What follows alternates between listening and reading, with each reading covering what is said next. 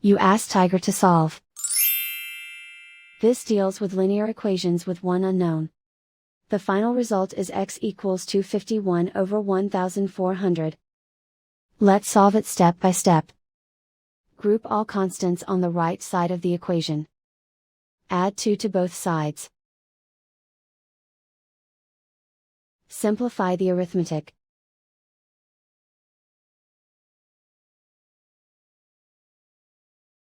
Isolate the x. Divide both sides by 2800.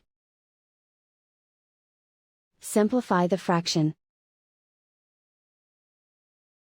Find the greatest common factor of the numerator and denominator.